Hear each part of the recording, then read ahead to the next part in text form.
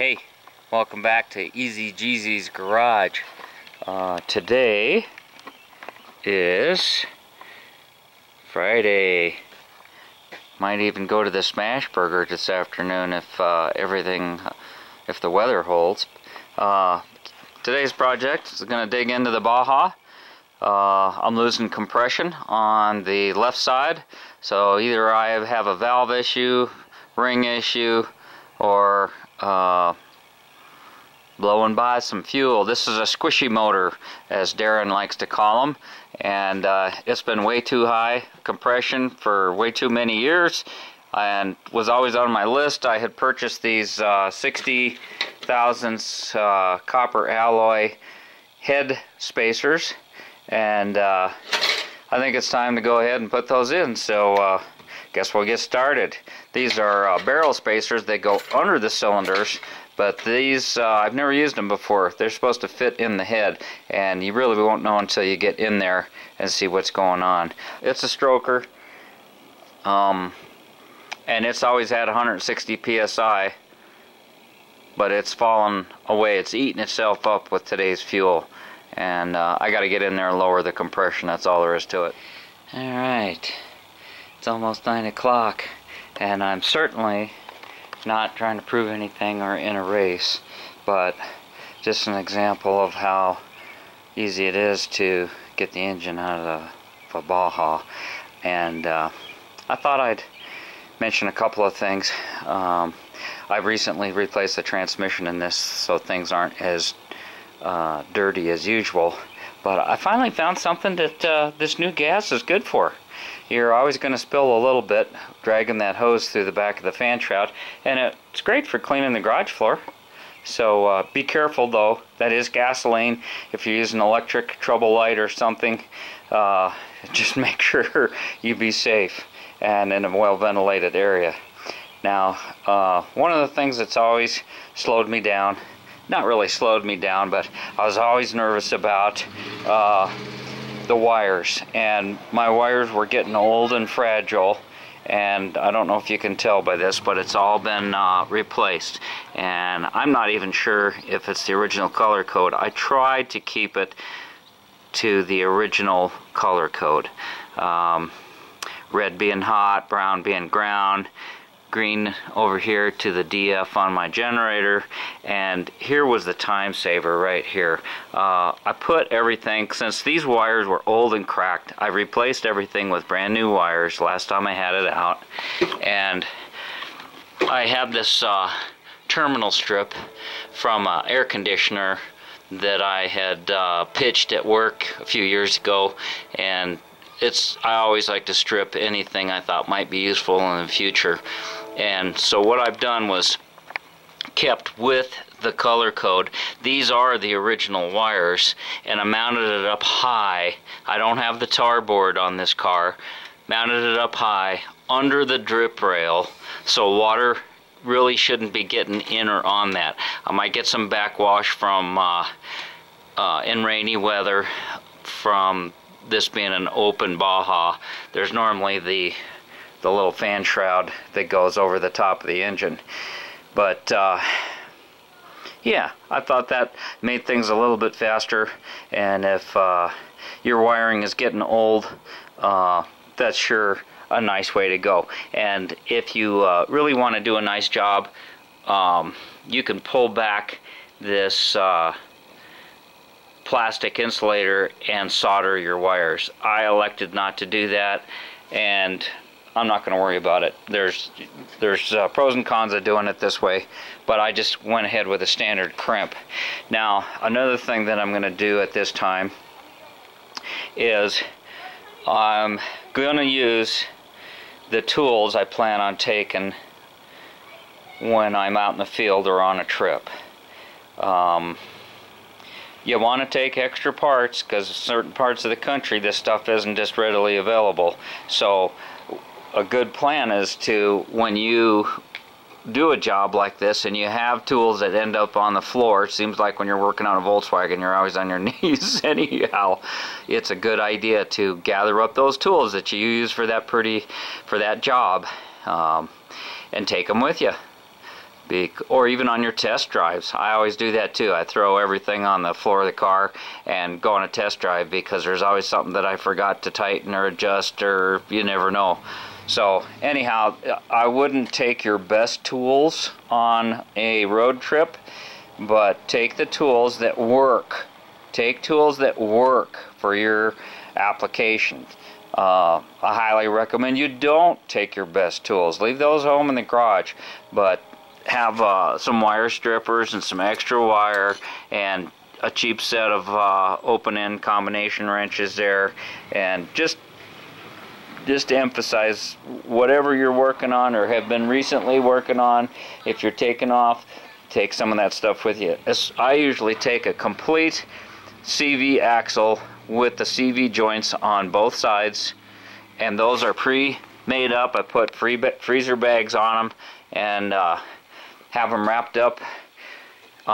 That's in the front.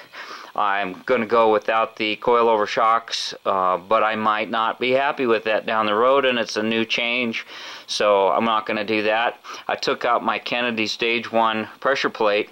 That's another reason why I need to get into this motor, because a stock pressure plate would not hold this power back in the past, but seems to be working now, and I'm happy about that.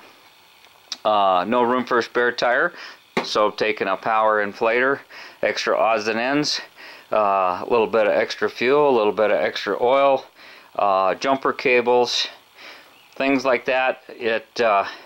You want a lug wrench. I mean, if you do need, I can't tell you how many times I've been out on the sand dunes and somebody hasn't had a thing, and they're broke down out in the woods someplace or out far away from camp, and standing there. They got a cooler full of beer, but they don't have any tools or even a tow strap to get pulled back to camp. And that's just crazy in my opinion. So try to be prepared and have the things to work on the major things. You see somebody out there and they can't get the lug nuts loose on their car. Before you go on a trip, crack them loose and re-snug them. You don't have to kill yourself, but if it's been a few years since you messed with your tires and your lug nuts, and you're going away, or you're going out there by yourself, doing a lot of exploring by yourself like I do, try to be prepared. It just saves you trouble in the long run. The cell phone's great, but sometimes there's nobody close to call, you know what I'm saying?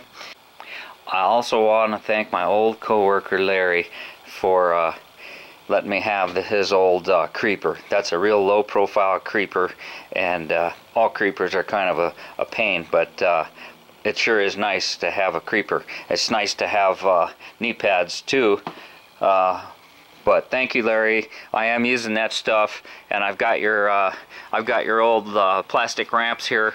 I've used those too recently, and really appreciate you passing that stuff on to me, and hope you join me in retirement real soon, buddy. Alright, it's 9:30, and we're crack-a-lacking here in the TheEZGZ garage. We got the tranny out and on the floor. Everything's going so smooth that I figured there was an oil leak up by the nose cone. I'm going to reseal that. And obviously, you see by my time, it didn't take that long to get it out. Now, since we are making these videos to help each other and give each other ideas, I wanted to share a couple thoughts with you. I got this piece of paper on the floor, painter's paper. A lot of you guys probably recognize that. Got miles of that stuff, but you can use a paper sack, a piece of cardboard, or anything. Excel is out here to fix it. Never a dull moment. Yep. See that truck going down the street there, folks? She had just delivered this pile of dirt to my neighbor across the street, and she forgot to put the dump down, and she took off down the street with that thing 12 feet in the air or whatever, and she hooked the power lines and yanked the power lines. So they're out there repairing that stuff. Man, that'll mess up your Friday. I was surprised you weren't standing over here watching her. How she sat there for about an hour. I had my head under the back of that Baja.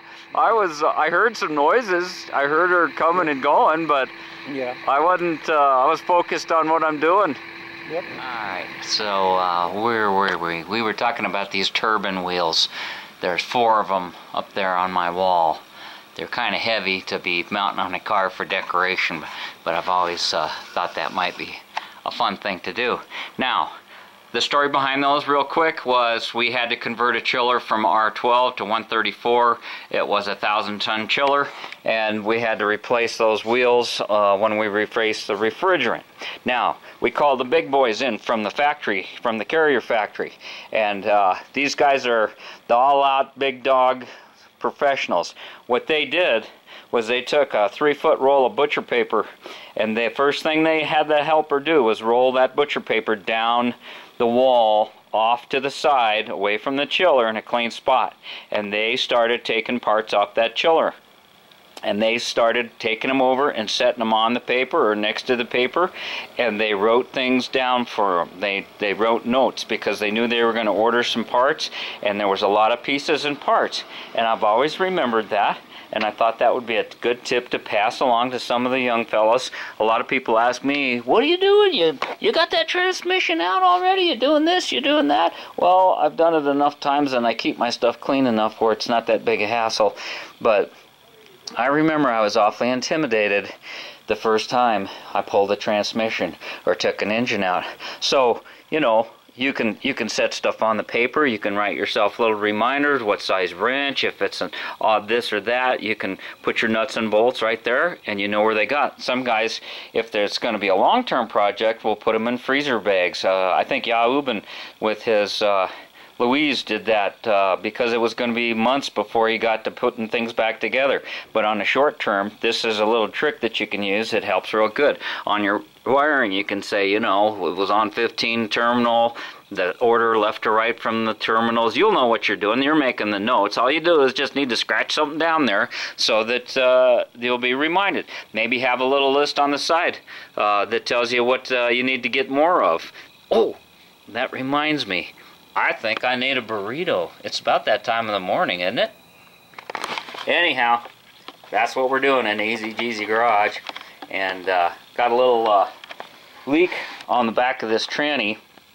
Been noticing a few drips underneath it, and I think it was the nose cone. So as long as I had it this far and everything was clean, and we hadn't done this but a week or so ago, I thought, what the heck, just whip it out now. And it went real smooth. I always like to lubricate all my nuts and bolts. A lot of times on Volkswagen there's enough leakage. It's self-lubricating.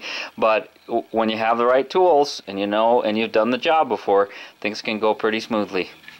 Okay, so in case we don't turn you back on, thanks for watching. Thanks for subbing. TheEZGZ out. I gotta clean that lens. Maybe I should write that down too.